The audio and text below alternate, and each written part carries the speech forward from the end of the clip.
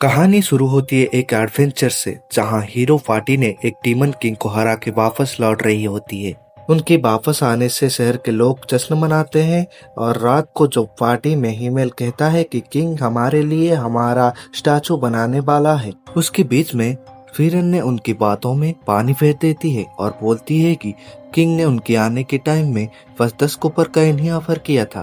और उसके बाद उन चारों ने उनकी 10 साल की जर्नी के बारे में बातें करने लगे। एडवेंचर के पहले दिन ही वो लोग किंग को सम्मान ना देने की वजह से मरते मरते बचे थे और फ्रीडन जो पैसों की लालच में हमेशा ट्रैप में फंस जाती है, ये सब याद करके वो लोग बहुत ही मजे करते हैं। ये पल उनके लिए बहुत ही स्पेशल होता है।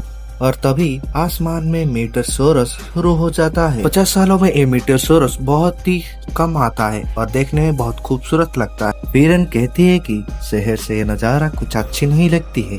वो वादा करती है कि अगली 50 साल के बाद वो सबको ले जाएगी एक सुंदर सी जगह पे, जहाँ पे ये नजारा बहुत अच्छी लगती है। अगले ही दिन फ्रीरन ने कुछ नए स्पेल क्रिएट करने के लिए एडवेंचर पे निकल जाती है और कई साल जगह जगह भटकने लगती है। एक दिन वो एक दुकान में किसी हॉर्न को ढूंढने जाती है जो कम से कम हजारों सालों में एक ही बार मिलता है, तो वो वहाँ नहीं होता।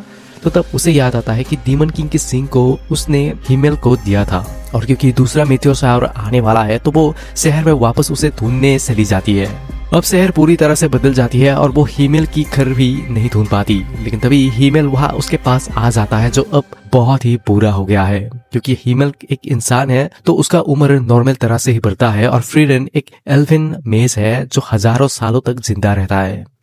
जब वो डेविल हॉर्न के बारे में पूछती है, हिम्मल ने उसको उसकी अलमारी के पास ले जाती है, जहाँ पे उस सींग से अभी भी डार्क ओरा निकल रही होती है। अंदर भी बंद करके रख सकती थी, तो हिमेल कहता है कि वो ऐसा नहीं कर सकता क्योंकि ये उसके लिए बस एक इंग्रेडिएंट हो सकता है, लेकिन उसके लिए ये कोई खजाने से कम नहीं है क्योंकि ये उसके एक बहुत ही अच्छी दोस्त ने उस पर विश्वास करके इसकी देखभाल करने दी थी। फिर वो दोनों अपनी दोनों दोस्त एजेन और हेथर से मिलने जाते हैं। वो लोग भी बुरे हो जाते हैं लेकिन वो दोनों इतने सेंस नहीं होते। उसके बाद उस जगह के लिए निकल जाते हैं जहाँ वो लोग मिट्योर शावर को अच्छे से देख पाएंगे और वहां जाने के लिए उन्हें पूरे 7 दिन का टाइम लगेगा।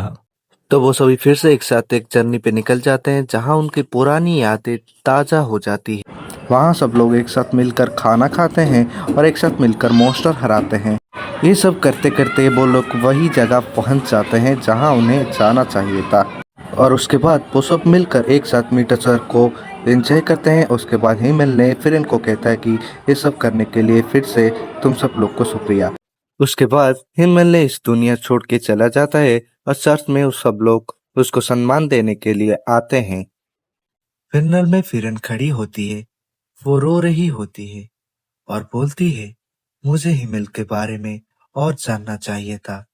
यहाँ फिरन को रियलाइज होता है कि उसने 10 साल उनके साथ बिताया। हेथर काम के लिए अपनी जर्नी में निकल जाता है और वो लास्ट टाइम के लिए फ्रीडन को अच्छे से देखता है क्योंकि शायद वो अगली बार उसे ना भी देख पाएगा। उसके जाने के बाद फिनल डिसाइड करती है वो फिर से जर्नी पे निकलेगी, इस बार डीमन किंग को हराने के लिए नहीं, लोगों को समझने के लिए, ह्यूमंस की इमोशन को समझने के लिए। और यहीं से एनिमी की असली कहानी स्टार्ट होती है। आप लोग पार्ट 2 देखना चाहते हैं तो सब्सक्राइब कर लीजिए।